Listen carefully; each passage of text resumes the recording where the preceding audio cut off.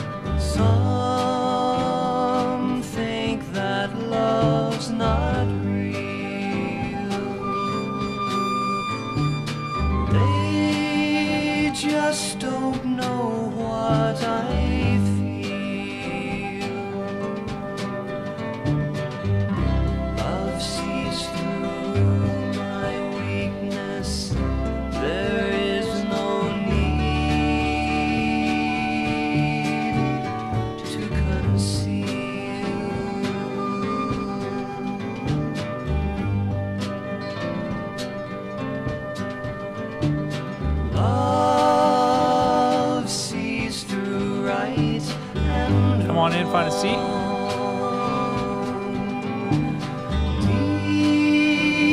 Defining weak and strong, the one thing remaining when all else is gone.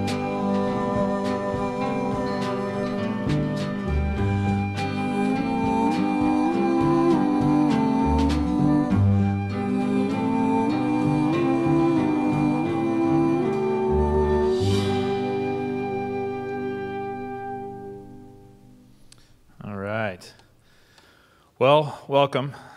I'm figuring out how to share everything to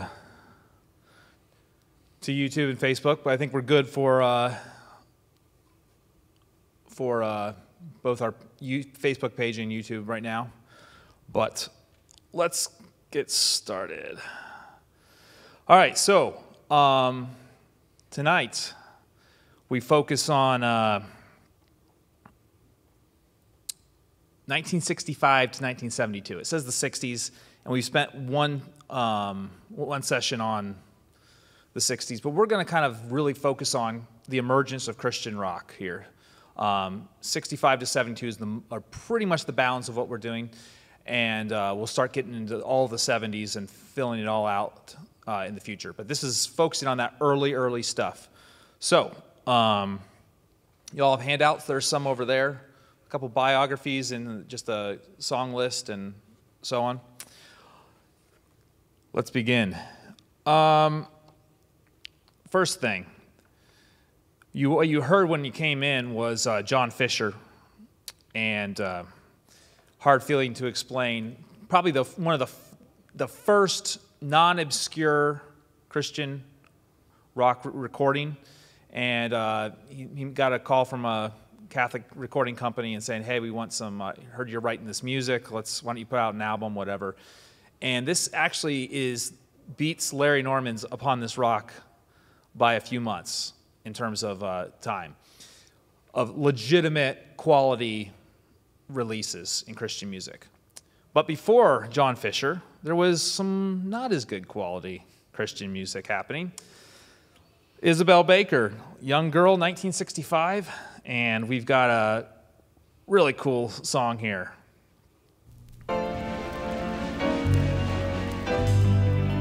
God is scanning over the earth in all of its pleasure and mirth. You've got two choices very well. It's either heaven or hell. Yeah.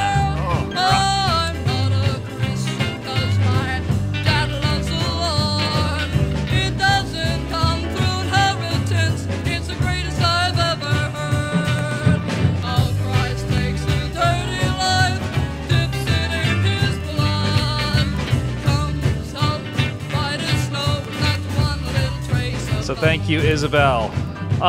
Pitchy and bad quality recording, all the above. We had it all. It was gold. But that was 1965. That really is maybe the earliest I've found, and the internet has told me is out there. Okay, the internet tells you a lot, right? So we have to rely on that. It doesn't. Believe everything on the internet, please. The Crusaders are a little more legitimate. 1966. Let's check out them. Yeah. Coming out of the surf band scene. Make a joyful noise unto the Lord. Make a joyful noise unto the Lord. We think of him when we're playing. We think of him when we're playing. Just as though we were praying.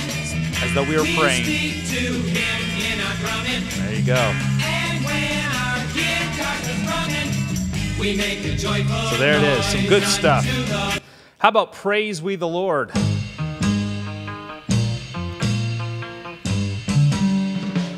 What a great guitar riff.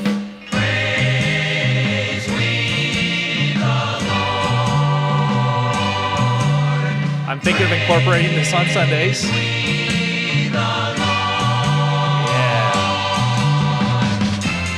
with guitar and drums, with electric beats, down on our knees. Lord, help us please. Good stuff. So, okay, that's starting to be kind of cool. 1966, okay. You might have wondered that riff. Definitely the Yardbirds from the year before. Like, straight up the Yardbirds. This is not a different song. That's Jeff Beck. Can you judge a man by the way he wears his hair? You're a better man than I. The Mr. You're a Better Man Than I. Misty, you're a All better right. man than I. So, stealing riffs, okay. This is a perfect example of just second-tier music, right? You're going to just borrow a riff straight up. They later become the Love Exchange. You might, I don't know if anyone's heard of the Love Exchange. Kind of late 60s band. They had a big hit, relatively big hit, Swallow the Sun. You wonder why. Anyone recognize that?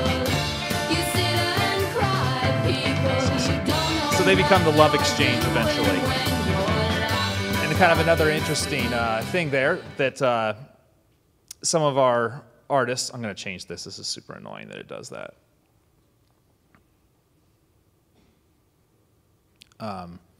Some of our artists are going to go back and forth between they're going to be Christian, no, I'm not going to be Christian, whatever.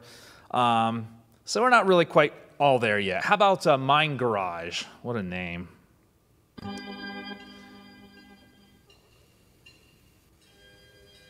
Now, Mind Garage performed this in 1968 in a church, and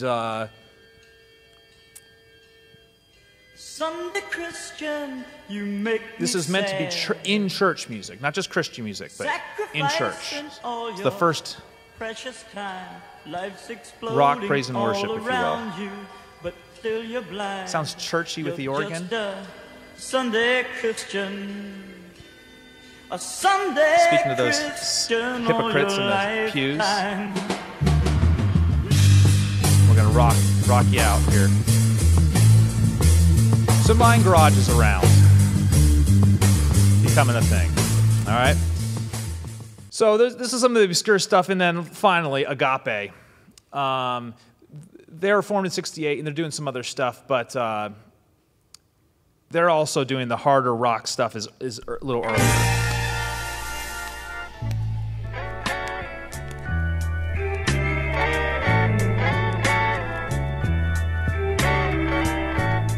So there is some of this lower quality recording stuff happening early on. I'm in love with somebody I can't even see. He loved me Not weird at all. so much. He died on Calvary. Predictable, right? John the Baptist was waiting. So Agape, I don't know. I'm judging them here, but that's what we've got so far. Say it again? Does it say what the ink blot is on the cover? It's up to you to decide. I don't know, but yeah. What do you think it is? No, that is the cover. Yes, these are all Rorschach. accurate in that way. Yeah. So Agape, all of these groups are kind of there, and the reason I show you those is there is stuff happening, and so when we get to legitimate stuff, like John Fisher, we heard Hard Feeling to Explain. How about Got to Shout About It? A little hokey, but better production quality. Pretty hokey, actually. Got to shout about it, can't stop singing about my God, so real. Got to Has anyone heard John Fisher? it's plain unnatural. Obviously, he was on a Catholic recording label. 'Cause he'll fill all of my life. It wasn't Capitol Records or something, right? So John Fisher, kind of doing some rock there. That is mid-1969, okay? And to give you perspective, Sgt. Pepper by the Beatles is May 1969 release, as far as I know. And then we finally get Larry Norman upon this rock. Larry Norman. And so when we've heard, and then we hit Larry Norman, there's going to be a big difference in what you're hearing. But first, Doug, why don't you take us through some of Larry Norman? Yeah, you've got the Introduce us. the biography there, and it is front and back. You turn it over and get the rest of it.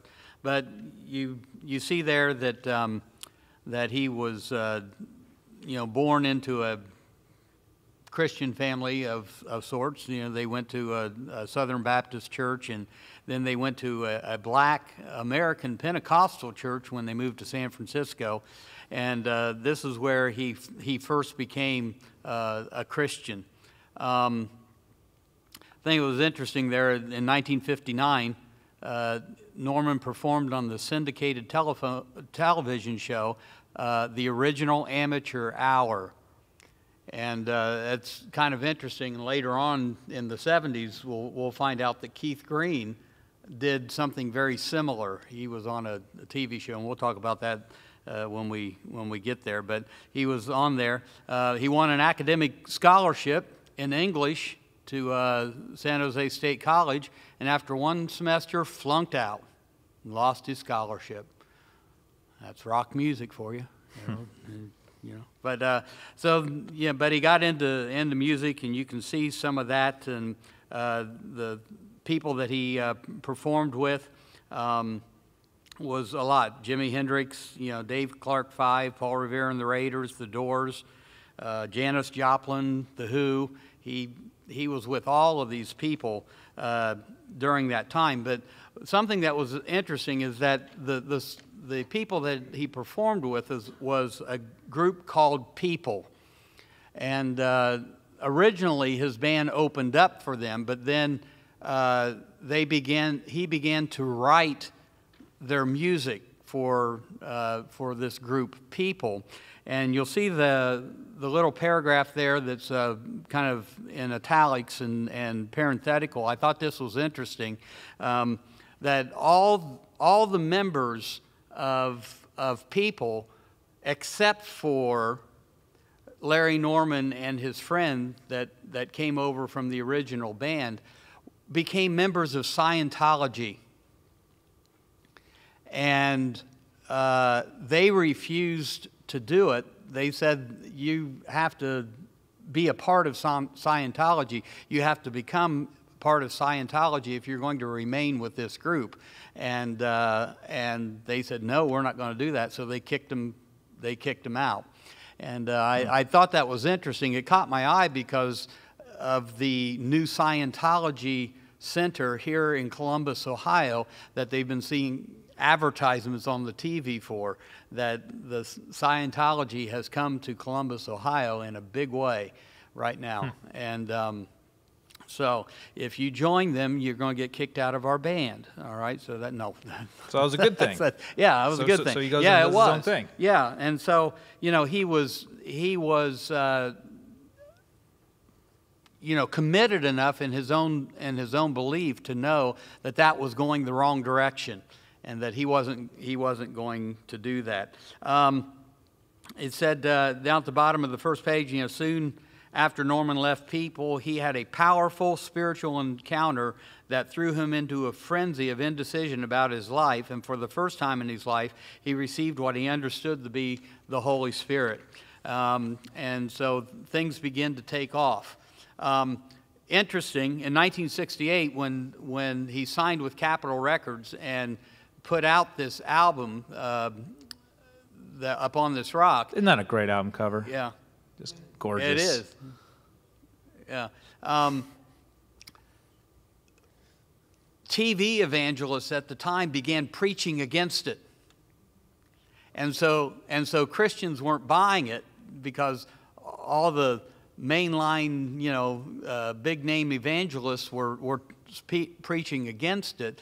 And so Capitol Records, because of the poor sales and because of the negative message that was coming back because of it, the negative feedback, they dropped him as an artist, and he had to go out on his own.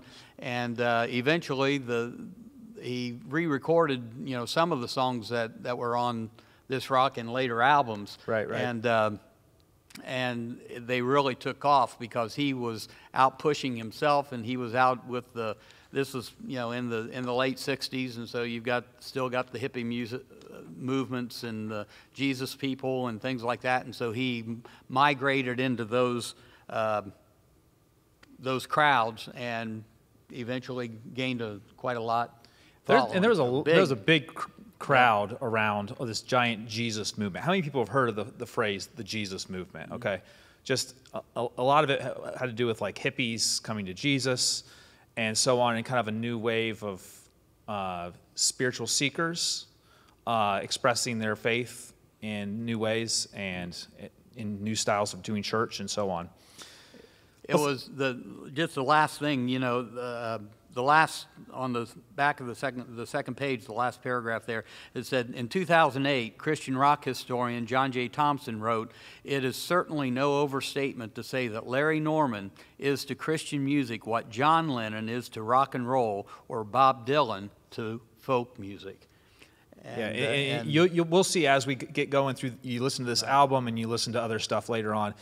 He's just a massive figure, and this is going to hit with a bang because we had these other tiny groups, and then we're going to hear Larry Norman with all this production, all this careful thinking about the music, and let's check it out. Upon This Rock begins with "You Can't Take Away the Lord."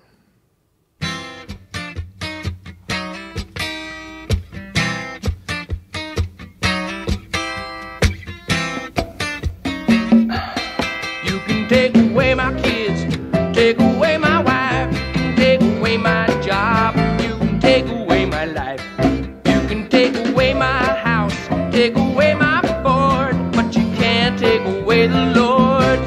Now listen, Satan, you just can't take away the church or the Bible book unless you want to waste your time. You better take a second very look, good session 'cause you players. can't take Al away Blaine my played on seal, can't take albums away my for soul, Beach and you Boys, can't take away for the several Lord.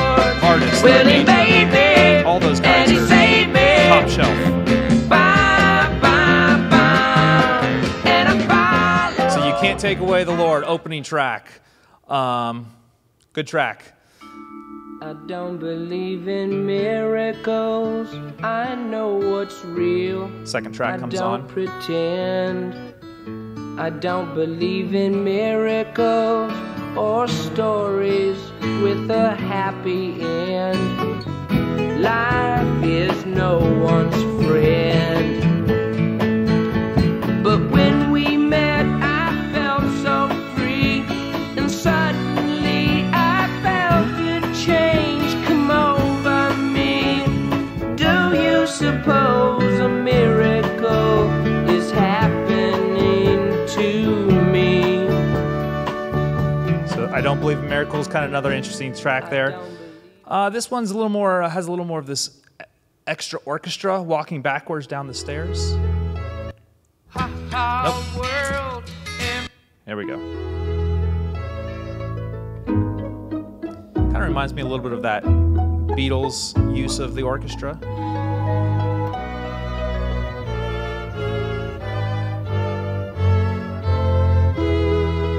Walking backwards down the stairs, trying to get higher. Almost sounds like a drug trip as well. How can I get anywhere? Walking backwards down the stairs. Such a difference in production quality. Watching life elude And going for it. The different harmonies. slipping through my grasp. Oh, I know the truth at last. But to reach the top, I've got to stop from walking backwards down the stairs. I like parts of this song. It's kind of a silly song in a way. But I'm going to fast forward a little bit and check out the cool drumming that's going on here. Hal Blaine's going to really groove here. And Christian's going to be able to say, this is our music.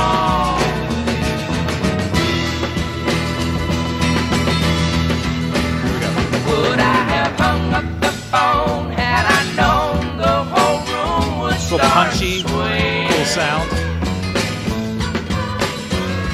I was instantly cold, and I knew why my life wasn't paying. They do it again later. It sounds cool. I heard the bride outside yell though the sun was still Some nice drumming there. Here it I is. was home and the front door was locked when the clock cut to the struck drums. 11.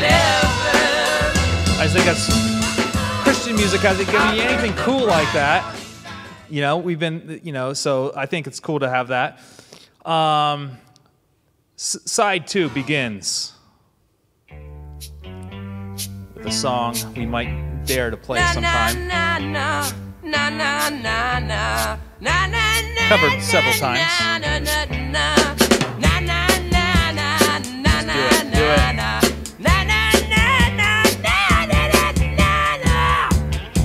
When you know a pretty story, you don't let Who's it heard this go song? unsaid. You tell it to your children as you tuck There's some really hokey Southern gospel covers of this. Also, Selah did this early on for them in the 2000s.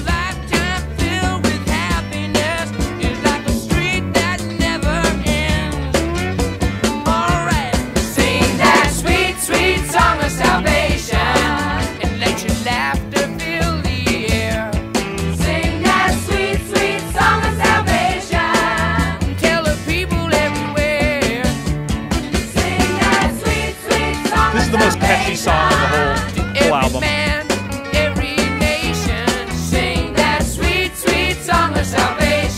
Okay, everyone do the na-na-nas. Here we go. No, I'm going to try to do it, though, one time. Na na na na na na na na na na na na na na na. Got to go for it, you know. This is stuff I can't get. Anyway, just fun. I mean, it's fun. It's appealing. It's great. Say it again. Oh, really? He also experimental, like the Beatles. Some people said this is the Sgt. Pepper of Christianity. So this is late, like November, December 1969, and Sgt. Pepper's in May. Sgt. Pepper had a lot of avant-garde moments. Think of Day in the Life. So that kind of attitude, I think you see some of that in The Last Supper.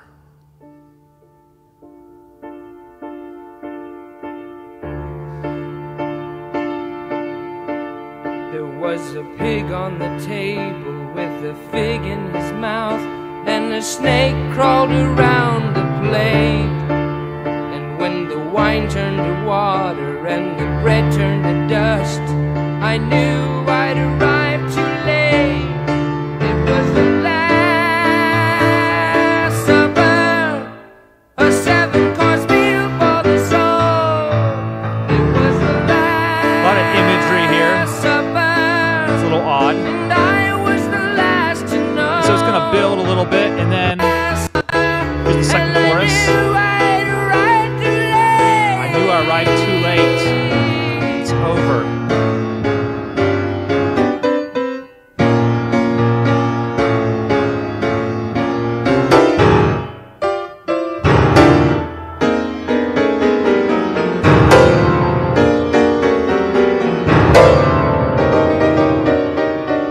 Henry Cowell was doing this in the early 20th century.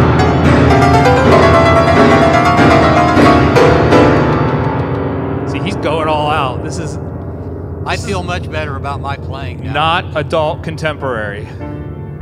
And then let's check this out here, how the ends. This is the end. It does it again, and it hits this chord. And it just fades. It just fades. Wait. Right into this one. Interesting pairing here. I wish we'd all been ready. Another song of regret and lost chances. Clearly, Larry Norman is trying to pair these themes together in the way it fades, and this has a new Life was filled with scene. guns and war, and everyone got trampled on the floor. This is the original recording, not the I 1972. wish we'd all been ready. Children died, the days grew cold. A piece of bread could buy a bag of gold. I wish we'd all been ready. There's no time to change your mind. The sun has come and you've been left behind. So when we get to the end, there's a phrase here that's interesting. There it is. No time to change your mind. How could you have been so blind? The Father spoke, the demons dined. The Demons sun has dined. come, and you've been left Who has a thought on what that means? The demons dined. Dined. Yeah, it's Yeah. dined. Dined. And it's interesting. Yeah. What's the song that was just playing with the snake around the supper table, right? And the imagery of Satan and the Last Supper that I missed? I think there's a little bit of a thematic connection. I don't know this, but it just sounds to me, pairing the theme so closely in the fade in, that's a little bit, maybe the demons dined has a little bit of a, it's its own thing, but it seems like it also it has a nod to the song before, with the Last Supper and the snake has already won. You've lost. So I don't know. I was like you, Dora. I always thought it was the demons died. Right. Yeah, but that's. But that's this is a not sad story. This is yeah. a sad story. They're not dead here. They're dining. on what's left. On what- Because- yes, or because whatever. The church is gone, and so. And all the blind dined. When you listen, he's saying dined, and you have to look it up a Yeah. little bit and then listen carefully. But I wish we'd all been ready. So I think we all know that one. It's probably the most popular of Larry Norman's songs. I How would many say. of you remember "Thief in the Night"? That song was the theme song for that movie. Yes. Now he re-records it for the 1972. Right. And that's I think that's the movie. that's probably the version, yeah. And that's the more popular version of his. And of course, DC Talk, that's how a lot of us knew it, from DC Talk's version. So, Larry Norman's there. He also has another album that's going to come out, and we'll hit more of it later. Only Visiting This Planet is a massive album. But I thought one of the hits, Why Should the Devil Have All the Good Music, really embodies the attitude of early rock. And this video here gives a good taste of his personality. It's just him sitting with some other people here. Some hippies. Some hippies, probably. I want the people to know that he saved my soul, but I still like to listen to the radio. They say rock and roll is wrong, we'll give you one more chance. I say I feel so good, I gotta get up and dance. Woo! I know what's right, I know what's wrong, I don't confuse it. And all I wanna know is why should the devil have all the good music? I feel good every day because Jesus is the rock and he rolled my blues away. They say to cut my hair, they're driving me insane. I grew it out long to make room for my brain. But sometimes people don't understand what's a Christian doing in a rock and roll band. He's a convincing performer. There's nothing wrong with the flatted third or the basic blues licks.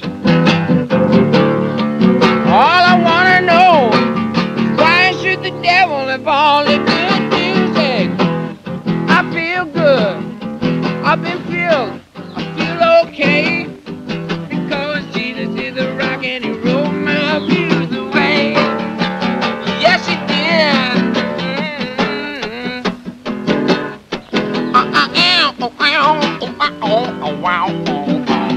I ain't knocking the hymns. Just give me a song that has a beat. I ain't knocking the hymns. Just give me a song that moves my feet. I don't like none of those funeral marches. I ain't dead yet. Jesus told the truth, and Jesus showed the way. There's one more thing I'd like to say. They nailed him to the cross and they laid him in the ground, but they should have known you can't keep a good man down. Anyway. Yeah. So Larry Norman, right? What a performer. I mean,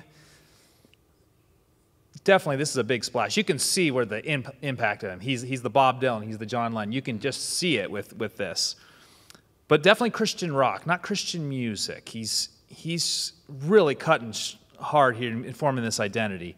Another great track there.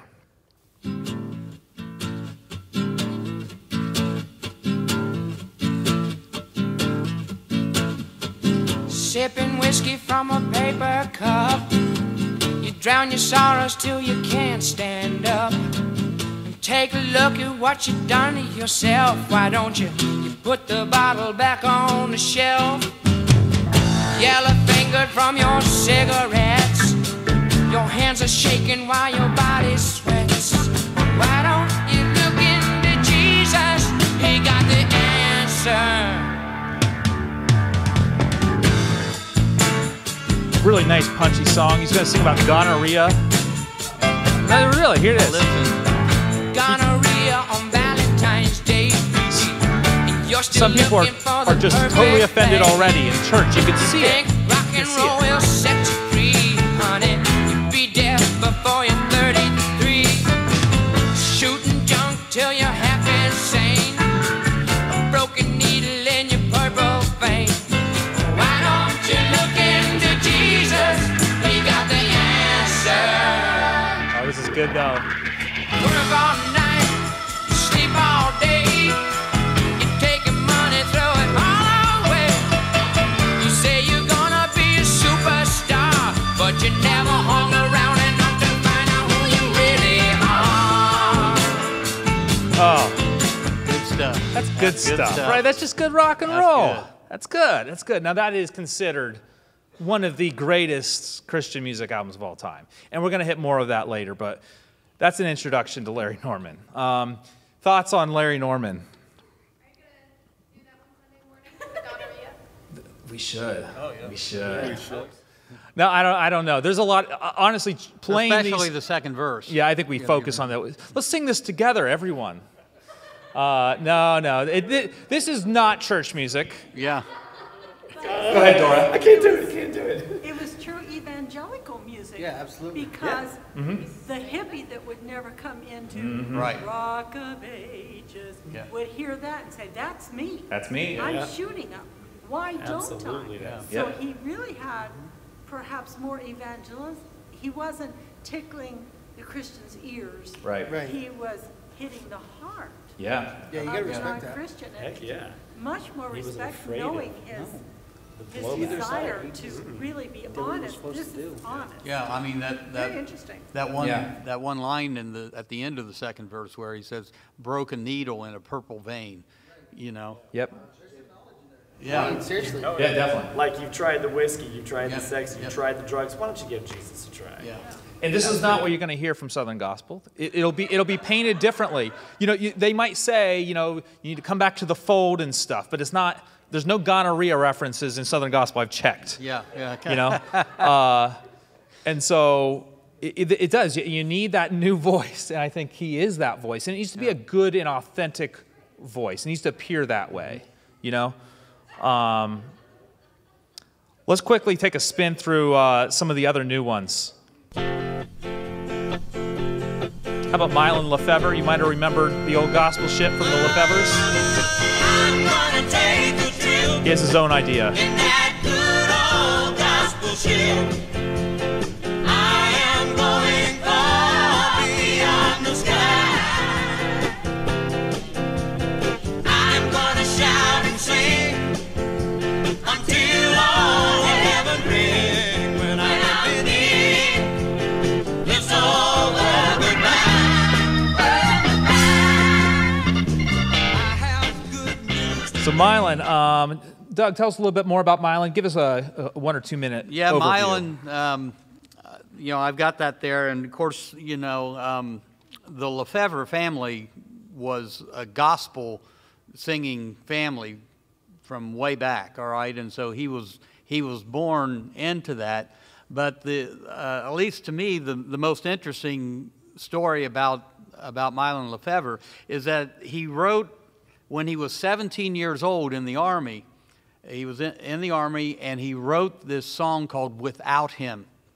And one weekend, his family was singing at a gospel convention, and he hitchhiked 600 miles to get to this convention so he could sing with his family. And he sang this song, Without Him, and Elvis Presley was in the building and heard it, and he came backstage and wanted to meet Mylon, and he recorded that song, and within a year, about 100 other people had also recorded that song, and he says it took about 20 minutes for him to write the song, and his first royalty check was $90,000. And that's, now we're talking mid 60s here, late 60s. Yeah, this has okay? been even earlier before this. Yeah.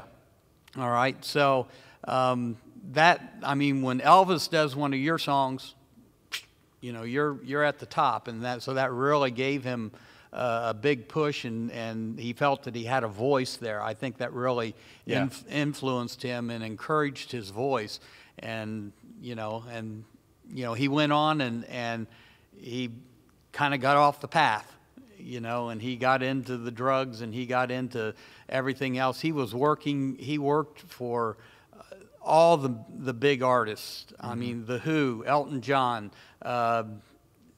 just all the big artists that he worked with, and he, it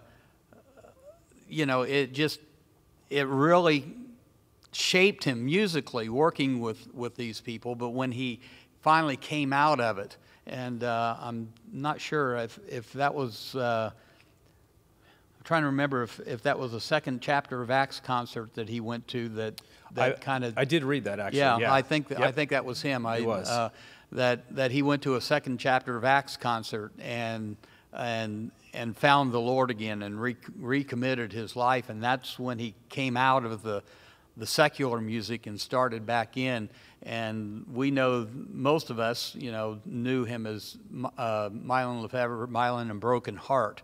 All right, was the name of the band, Broken Heart, and more of the '80s kind of thing. Yeah, that was later '70s, later but 70s, 80s, into the '80s. Yeah, so. And so this early stuff, you can't buy this. Go to his website and buy this stuff. I believe he's actually given up all of his rights on this as a way of, I think, almost as a kind of penance for like all of his drug life. But this was before he really got in deep, but he was on his way to being an individual star. And this was his first Jesus Rock album. And then post 1970 here, soon after, he starts getting into all the secular world and the drugs and so on. Right. And so, but you can't buy this on iTunes. Yeah. What's interesting, especially given our current state of presidential impeachment and what does the Constitution mean and all that kind of stuff. Lefevre, after he got saved, he wanted to break his contract with his secular company, but his contract stated that only an act of God would be able to do that. So his lawyers went and argued successfully that him being born again was indeed an act of God. And he was able to get out of the contract and move into. Watch your phrasing, I guess. Yeah, so that was interesting. He went in and he said, "Hey, being born again is an act of God," and he won the lawsuit. And so I think that was what was interesting. So that's Mylon. Some other quality stuff that was kind of just there and then gone. I don't have it handy, but Elvis didn't do this song. No, he was another song he was talking about. Without Him. But Without Him was a song that he wrote that kind of put him on the map as an individual and not just the little Mylon Lefevre boy who, as part of the Southern gospel group from the 40s and 50s and so on.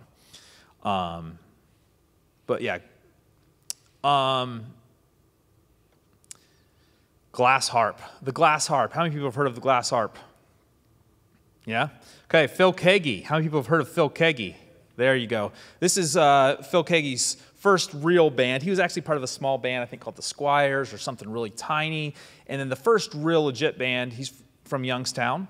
And incredible singer and guitar player, especially guitar player. And what he's mostly known for is his virtuosic playing, both in like acoustic styles and in electric styles. He's one of the few that can truly be a master at all types of the guitar.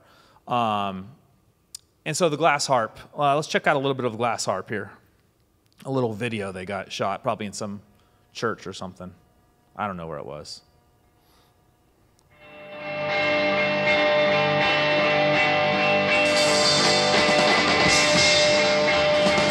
Just a three-piece band.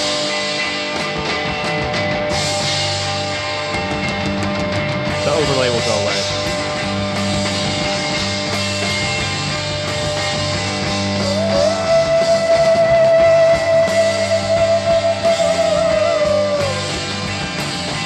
So there he is playing the guitar on the right.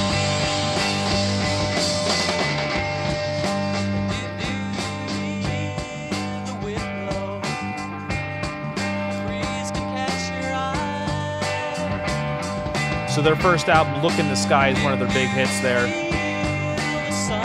Relatively big. Straight from the sky. Yeah, look in the sky, you're under so many good. Very young dude here. He's a teenager here. Teenager with a beard. We're going to move on. I wish I could fast forward and show you his guitar solo, but I didn't have the tech set quite right to do that. Second album they had, The Answer, also one of their songs. He's going to want to include a lot of Christian music in a band that's Christian but doesn't want to be so evangelical about it. Say it again. know what the comp would be. I've searched, you've searched, we've run in the night and still felt untogether. In word and song I sing along, a song to be sung with you. I found the way, and now today you can find it too. The answer, you don't need to be alone anymore. Ooh, the answer is Jesus, believe me, he'll open the door. So there's the answer. Song in the Air is another one. We're not going to listen to that right now, but another one that's was going to hit for him with the glass harp. And then he's going to go off and be a solo artist. And his first solo album, What a Day, very successful here. And he wrote all these songs, though, while he was with glass harp, so earlier. Let's check out What a Day. And notice, tell me what he reminds you of. What's the sound? Great guitar player, you can hear that. Here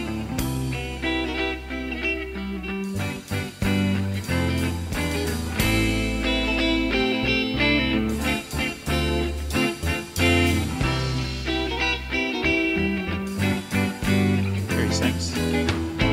When I get home, I will see all the holy men I read about. What does it sound like? Peter and John, Paul McCartney, doesn't he? James, Luke, and Paul. Very similar voice. Brother Tom, without a doubt. And I do believe there will be King David at the heart. A song of praise with every chord. What a sight to see, the redeemed and the angels gather round, worshiping the Lord.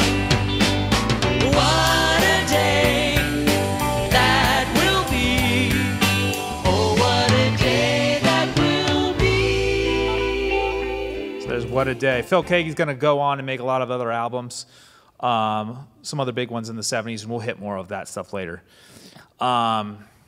Quick hit on Children of the Day, Come to the Waters, another big group coming out of the Maranatha group. This is kind of coming out of the Jesus movement at Calvary Chapel, Costa Mesa. Over to Jesus. Anyone recognize this track? I'm so glad you decided to let him Marcia Stevens. Yeah, the people they were. Yeah. There's a new look on your face. Here's For Those Tears I Died. Their big hit.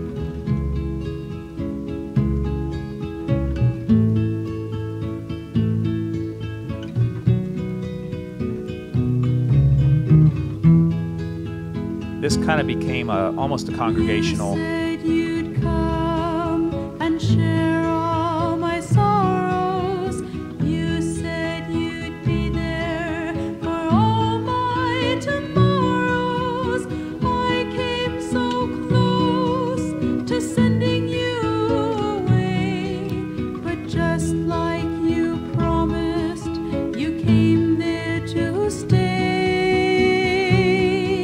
I just had to pray,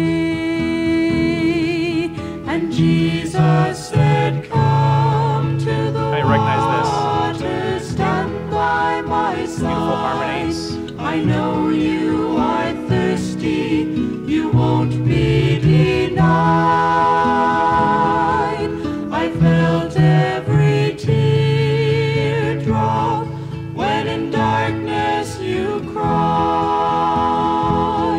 and I strove to remind you that for those tears I died. So Children of the Day, they're going to kind of be a big hit there. And again, they're connected with that Calvary Chapel, Costa Mesa church. So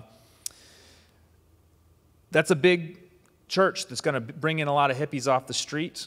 and convert people. And what's interesting is they're not so theologically grounded. They end up being, by default, a kind of conservative theology and definitely an evangelical outlook, but it's not really a denominational thing. And that's another feature of this. It's just a collection of whoever coming together and making music.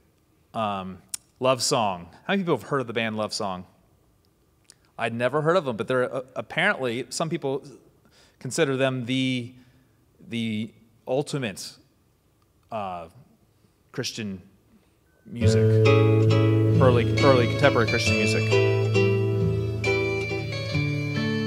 They all found Jesus at Calvary Chapel Church, formed together, Chuck Girard being the main figure, who also do some solo stuff later. This album considered a classic. Lend an ear to a love song. Ooh, a love song. Let it take you, let it start.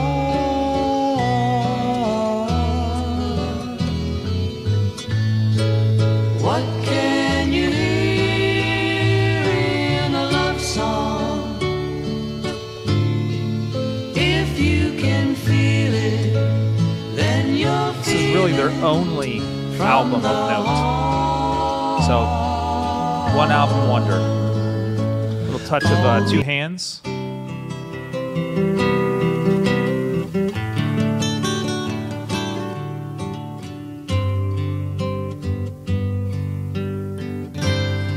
Rich acoustic stuff.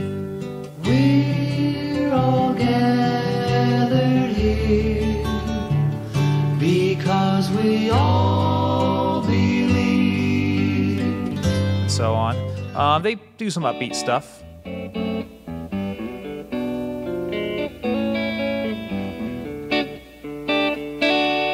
Little country church on the edge of town. Anyone heard this song? People coming every day from miles around for meetings and for Sunday school. And it's very plain to see. So Love Song, Love Song, to do justice to Love Song, you really have to just go listen to the album. Here's the nice thing. That's the only album you have to listen to, and you get to know them, okay? They are involved with some other recordings with Maranatha, which is going to be a major praise and worship publishing company starting in the 70s, and we'll get into more of that later. That's another time, but that's pretty much the album. So go check it out. It's a classic. Randy Stonehill also is going to get his start here. More known later in the mid-70s and early 80s. Be together for now and forever. I love you. But this is his first album I here. love you. And when I'm praying, I hear him saying, I love you. Randy Stonehill will work with Larry Norman a lot. People all over the world, they're open. So go check out more of Randy Stonehill if you want. His big album is going to be Welcome to Paradise, 1976, but we'll get into that later. So there's a lot of the Christians, self-professing Christians doing Christian music. There's also a lot of just in the culture Jesus rock going on that's maybe by Christians, maybe it's just a one-off little single here. Lawrence Reynolds, some country, 1969. Not a Christian artist, but here it is. Jesus is a soul man. Jesus is a soul man. Jesus is a soul man. And I'm sure sold on him. There we go. How about Blind Faith? Super group here with Eric Clapton, Ginger Baker, Steve Winwood, and others. Presence of the Lord. Let's go a little bit ahead.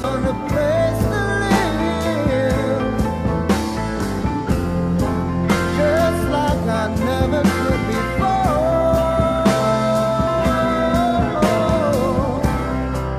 And I know I don't have much to give,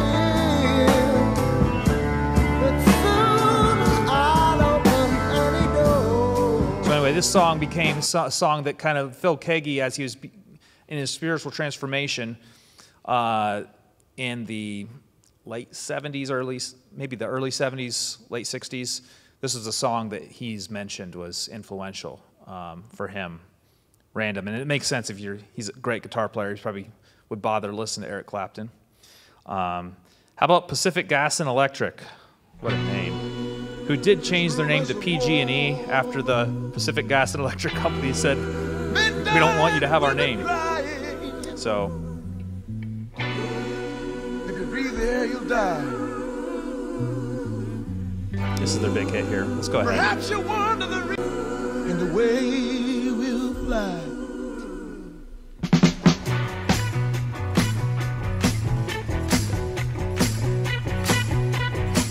Are you ready to sit by your throne? Are you ready not to be alone? Someone's coming to take you home, and if you're ready, then we'll carry on. Pacific Gas. Anyone know that one? Are you ready? Norman Greenbaum. There we go. Not a Christian. Not a Christian. And yet, he knows it's a Christian song he wrote. Potentially a Christian song. Kind of raises the question of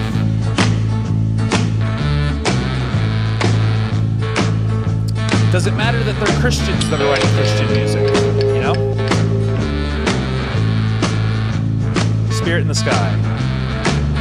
When I die and I lay me to rest, gonna go to the place that's the best. When I lay me down to die, going up to the spirit. It's vaguely Christian, though, but this is the atmosphere. Anne Murray first records Put Your Hand in the Hand. Everyone recorded this song. Put your hand in the hand of the man who stilled the water. Put your hand in the hand of the man who calmed the sea. Take a look at yourself and you can look at others differently by putting your hand in the hand of the man from Galilee. The most popular version would be Ocean. Loretta Lynn wants to do it. Put your hand in the hand of the man who calmed the sea. Take a look at yourself, and you can look at others differently by putting your hand in the hand of the man from Galilee. And why not Southern Gospel? Look at yourself, and you can look at others differently. Yeah. Putting your hand in the hand of the man from Galilee, Galilee. So there we go. Everyone is, that's scratching the surface of who's recorded this. Lots of gospel artists, lots of secular artists, all different kinds of styles. So when Larry Norman's coming out and all this Jesus rock is happening, everyone's kind of has the itch to sing a little bit about Jesus, a little bit about it. Jesus Christ Superstar. How about that? That's a thing. The single for this, recorded by Murray Head, 1969. The rock opera by Andrew Lloyd Webber and Tim Rice. Why'd you choose such a backward time on such a strange land? If you'd come today, you would have reached the whole nation. Israel in 4 BC had no mass communication. Don't you get me wrong. Don't you get me wrong. Don't you get me wrong. Don't you get me wrong. Don't you get me wrong. Don't you get me wrong. What do you wanna know? I wanna know. What do you wanna know? What do you wanna know? What do you wanna know? What do you wanna know? What do you wanna know? Jesus Christ, Jesus Christ, who are you? What How many people have seen Jesus Christ Superstar? Jesus Christ. All right. So that was happening in the 70s, all right? There are a lot of covers. We're not going to play all of them. I Don't Know How to Love Him was a popular one. In the rock opera, it's Mary Magdalene singing it and recorded here, the original there. But the popular one was Helen Reddy's version. Godspell came out Day by Day.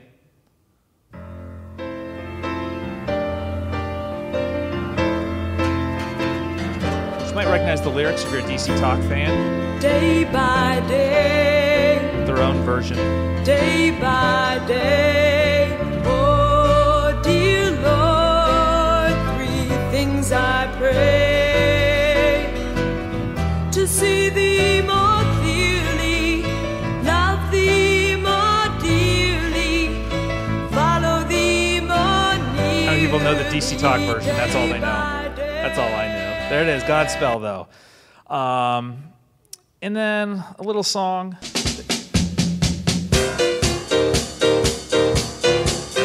Lots of versions of this. This is the original, the Art Reynolds Singers.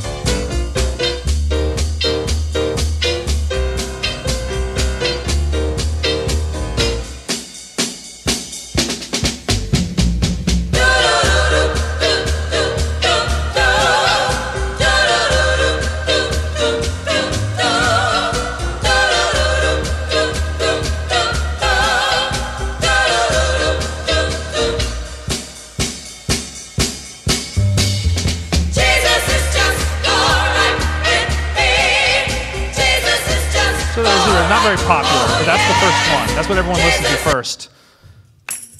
Also not very popular, but the Byrds did it. You know, Mr. Tambourine Man, Turn, Turn, Turn, 8 Miles High, and Jesus Is Just Alright. Jesus is just alright with me. Jesus is just alright. Oh yeah. Jesus is just We all know this one, though.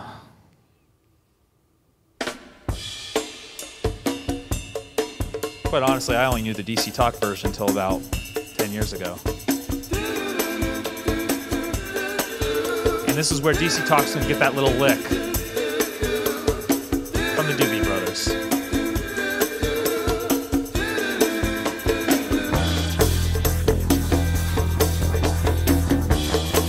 Right here.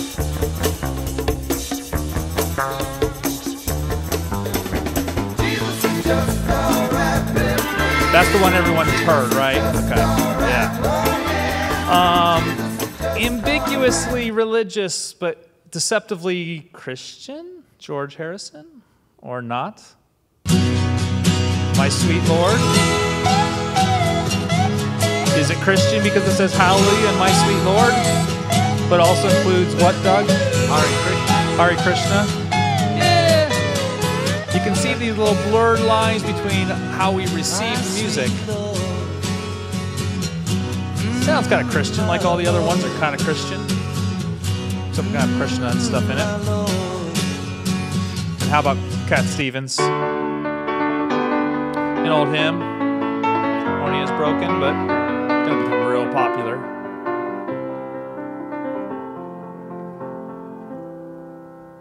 Morning has broken like the first morning.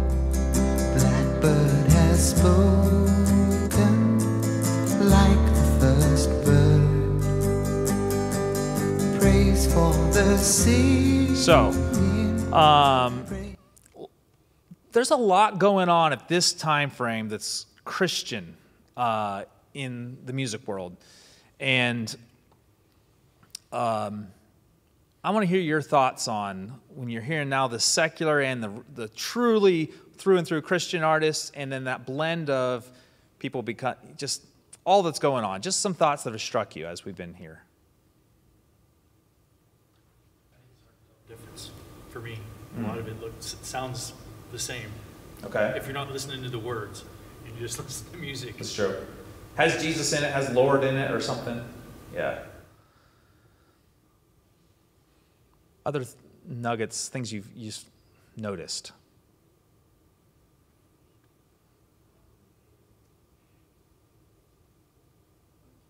Many of these artists that were started out Christian remain truly saved, or did all of them, or did many of them have times when they just fell away? Are they still Christians? Right. Yeah, I mean that's a giant theological question as well. Yeah, there were some issues with some of these songwriters, and you'll be surprised when you find out which ones, that really throw a theological question onto, you know, what their real experience was like, and so forth. And so we got to talking about it and realized that there are several kind of unspoken truths about some of these people that we're going to kind of talk about at the end of the class. We'll kind of come back around and talk about some of these issues and how the lives of these people that are singing these songs, how they reflect upon the church and on what we think about those songs, you know, to begin with. And so, but that we have to make that distinction between their individual life as a thing and our consumption of them as Christian artists, and maybe as their music, or the consumption of the music as devotional in some way, or it's just as entertainment, and or whatever. And there's that blend of all that, you know, and that question of, is it edifying or is it just entertainment? Does it matter? Can you just blur it all? Is it just, you know? And this is definitely music that is going to be blurring those lines, where I think maybe to a stronger degree, gospel music is more decidedly in the church and trying to stay focused, where I think it's not entertainment to the same degree. Right. And so creating this genre is going to be even more weighed toward entertainment in that way. And so, I don't know. I think it's pretty cool that seems like a lot of secular people thought it was cool to sing about Jesus and God. And it seems like that's like kind of flipped. I've heard a couple things lately, like, I mean, Justin Bieber did something where he talked a little bit, you know, about an experience he had in one of his songs. But I'm trying to think, there was Kanye West. Kanye. Oh, yeah, big time. Just saw one of his, and it was really that choir you were talking about. It was just unbelievable. But they're still kind of being looked at as they're like Kanye, like, oh, he's but that's the duality of Christendom, right? So, like, the two things with Christian music is, how do you introduce the gospel to somebody who is unwilling to? And listen, let's be real. What we have on the stage 25 years ago, we'd all be going to heck. But outside of that, I mean, it's a duality of humanity and Christendom, period, because, I mean, once you start to taste success, the human wants to keep tasting success, right? But on top of that, why can't any of this be used to bring someone to Christ? It depends on where they're at. And the history of the music is, it can serve a lot of purposes, and it wants to be, a lot of these artists do want to be evangelical with it, but not all the artists. It's just like, this is good. And quite honestly, Southern Gospel, they're just performers at some level.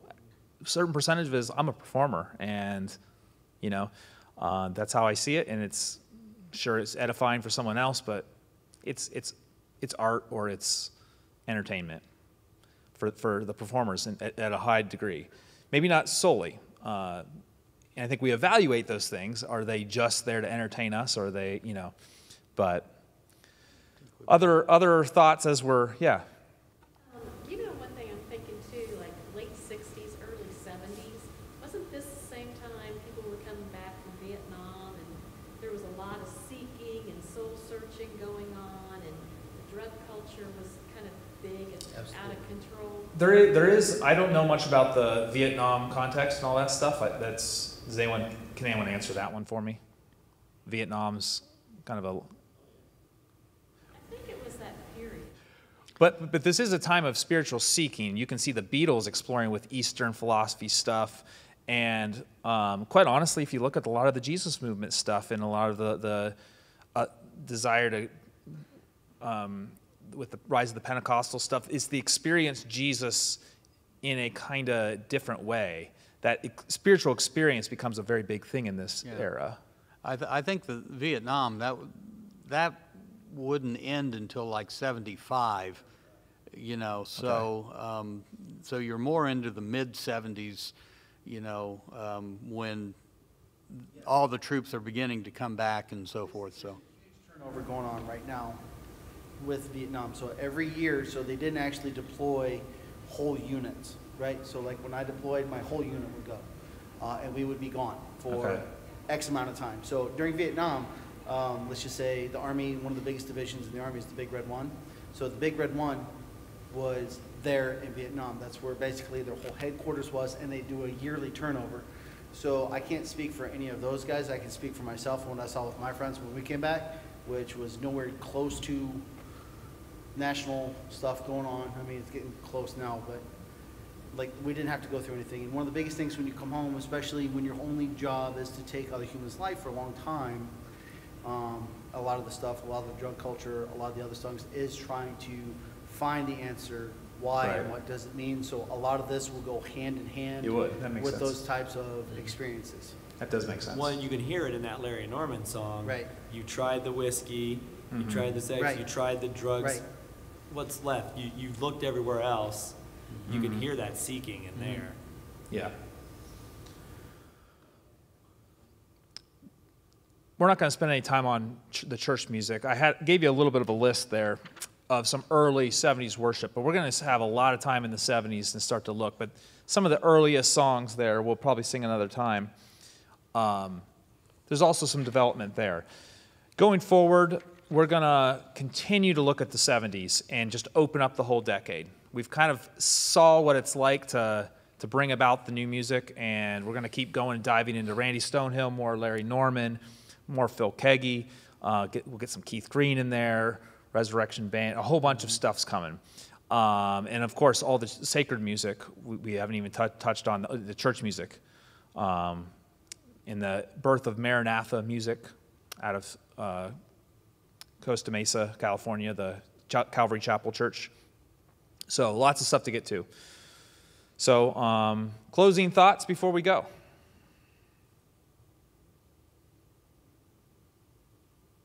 All right. Doug, why don't you close us in prayer and we'll get out? Sure. Father, thank you again for music. Those of us in this class and I'm sure many, many more are so drawn to music because it speaks to us. And so we thank you that your name is being exalted in one way or the other through all kinds of different music. And so we give you thanks for that.